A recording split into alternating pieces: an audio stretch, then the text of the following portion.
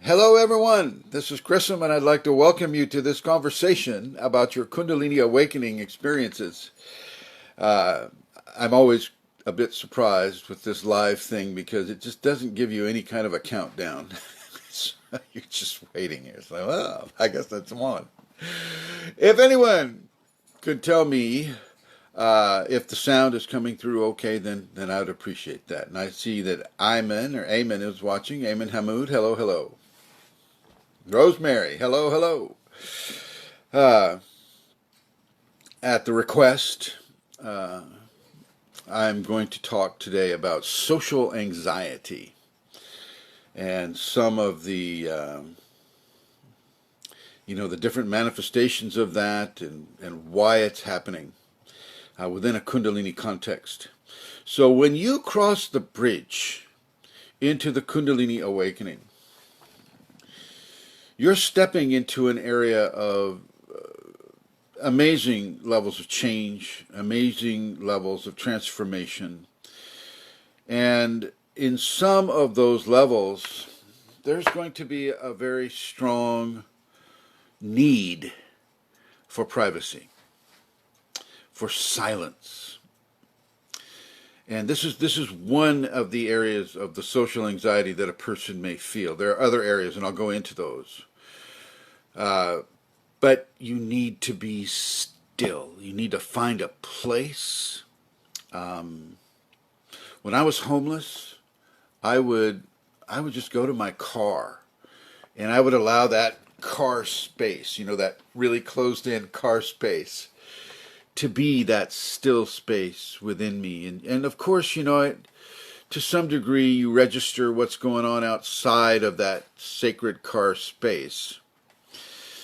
But to a large degree, because of the enclosure, the psychological impact on the ego of being closed in, therefore protected against the weather, animals, insects, people interrupting you, it's not as likely to happen if they see that all your windows are up, and maybe your phone is out. People think you're just like on your phone, doing the internet on your phone. You're going to see me sweating profusely here because it is hot here. So my hair is not crying. It's sweating. Okay. All right. So you need to be still. You need to give yourself that opportunity to be still. And we live in a very hectic world where we're scurrying this way and we're scurrying that way, and we've got this we got to do, we got that we got to do, we got this we got to pick up, we got to those people have to be picked up, la la la la. There's so much going on, and you just need to be still for a time. Give yourself that time. I'm not talking about meditation now, even though of course, when you're meditating, you want to be still. For some kinds of meditation. I'm talking about a stillness within that is taking you out of that whirlwind of activity, that cacophony of activity.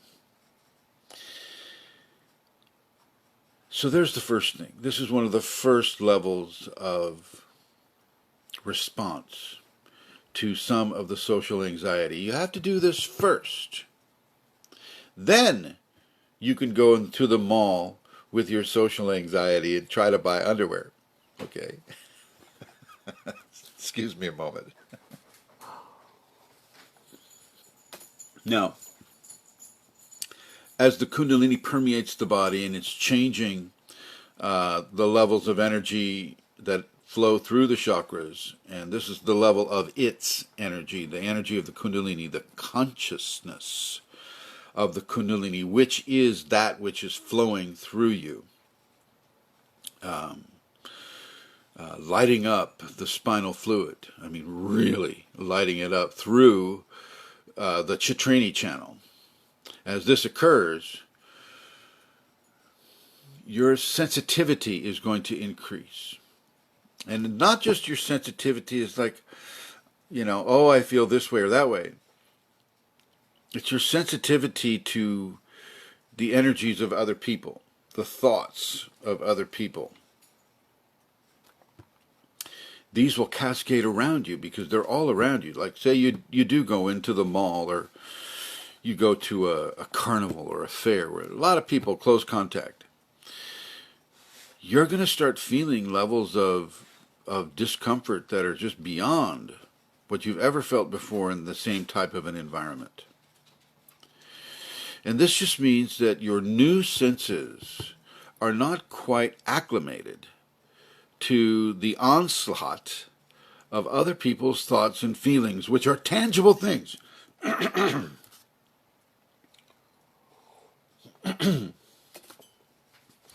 Thoughts and feelings are tangible things.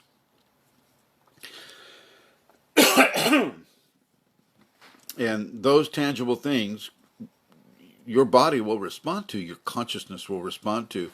And you've got to remember that as your body is being changed, your emotional dynamic is being changed, your ego is also participating in these changes. And it's not exactly a change-oriented part of the body system. It will resist change. But it'll also resist discomfort. And it will compel you, it's like, I just can't stand being in this crowd. I just cannot stand it. Okay? And it will come to you in levels of anxiety. Because many people, Ishta back there drinking, many people walk around their lives in levels of fear, fear of loss, want of gain. They're in levels of depression. They're in levels of oppression from entities. They're like these swarms of insects that surround a person, and each insect, you can visualize them zapping a person with some sort of a fear-based idea or thought or feeling. And people are being swarmed with these types of things, and a lot of them, it's a karmic thing. They're supposed to do this, they're supposed to have this. It's part of the karmic redemption. But that's not your problem. Okay, it's not your karma, it's theirs. But it's not yours. But you're standing next to them in line at the grocery store. It's like, damn. Ah! So, in order to mitigate that, you just focus on your grace. You can say that little inner mantra, that very simple mantra, I give myself to you, my Kundalini. And you just allow that to help you withstand the interactions with another person's issues. The fact of the matter is you're being given emotional telepathy. And you're kind of in an uncontrolled state of emotional telepathy, which some people call empathy, but I'm not buying that. Empathy is something else, some other. It's another type of quasi skill set. Okay, no, this is different. This is telepathy. This is something you don't really want to engage in, or it's just something that's happening because you don't have filtration up yet. So imagine, when you get filtration from the Kundalini, you get these filters that filter out all the excrement that people are thinking about. Did I pay that bill? Does my husband love me? Is my wife cheating on? All of this type of thing. And you don't need to partake of that. But at first you will, because you haven't developed the filtration yet. You will. You will develop the filtration, but you haven't yet. And so there's levels of anxiety that set in, and fear that sets in that do not belong to you. They belong to other people. Okay. And then, covering another aspect of the social anxiety, a lot of people are afraid of being judged. I mean, we judge ourselves pretty harshly unless we're like total narcissists, right?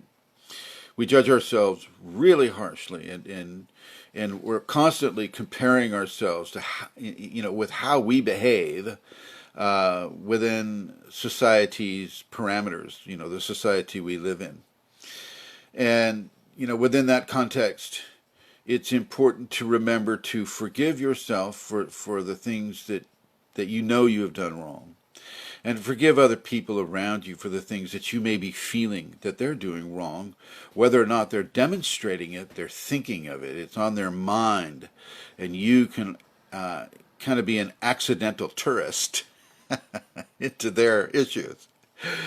And so you just need, this is an opportunity for you to cultivate forgiveness for others without conditions. So unconditional forgiveness. That is the opportunity that's being given to you at this time. Now, you may have noticed that I'm not giving you a cure for the social difficulties of a Kundalini person. I do suggest that you spend more time in the forest than you spend in the mall.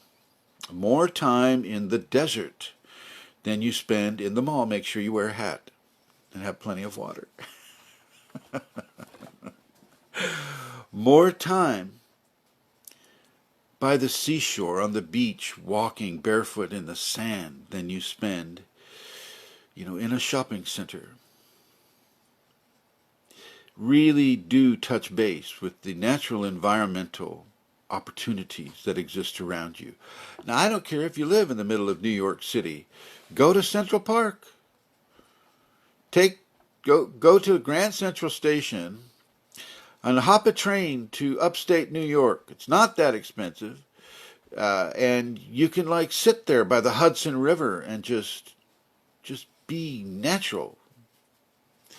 These big cities like New York or Los Angeles or Chicago or San Francisco, they have their own strange environmental, psychic environments, and a lot of them are just challenging. It's just, you get so many people compacted into a small area.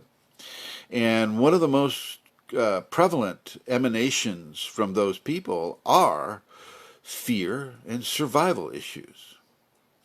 Fear of loss, want of gain is a big deal in those cities. But actually surviving, being able to feed yourself or pay the rent. In Los Angeles, they have an actual community, a huge homeless population that is, it's in a parasitical existence within the area of the downtown LA. I mean, as soon as the shops close, these tents go up. And people, spend their lives trying to figure out different ways to survive. And this is what you come into contact with in some of these big cities, these terrible, terrible needs and desperation. And the desperation forms a level of psychic reverberation emanating out of the person that is experiencing it. And you're standing in line behind them in the grocery store, and you're going to get this. You'll think it's you, when in fact it is your sensitivity to it, but it's also an exo-environmental phenomena that is part of your new sensitivity. So if you can leave the big city and get out into the wilderness, it's a definite cure for this. It's a definite cure. And you have to remember that you are still sensitive, and in the wild, you can rest assured that even though you still might be prey, if you're going out into the wilderness, here we have mountain lions, bears, whatever. You're in the natural environment, and your grace has you. She's holding you there. Okay. Your grace has you all the time. She's holding you all the time within the whole social anxiety stage of Kundalini that you're moving through. And you are moving through it. It's not a permanent scenario. It is a temporary scenario. Okay. Now, if you want to test yourself in these areas, go to the mall, go to a carnival, go to these areas where there's lots of people and just kind of like ground yourself, create that cord between your tailbone and the deep centers of the earth. Watch it go down there like tree roots, mobile tree roots. It follows you as you walk around through your life. Go there and feel it. Test it out. Test these theories out. Don't just sit there and go, oh, well, Chrism said this, and don't test it out. I want you to test it out. And a hello to Bridget and Robert Honings. It's always a pleasure to see you listening. And Joanna and Natalia, you as well. Okay. So the social anxiety is a natural component of the extreme sensitivity that Kundalini brings upon a person. Nothing's wrong with you. Nothing's wrong. It is a temporary phenomenon that will go as you give yourself into greater levels of surrender and stillness within. Thanks for watching.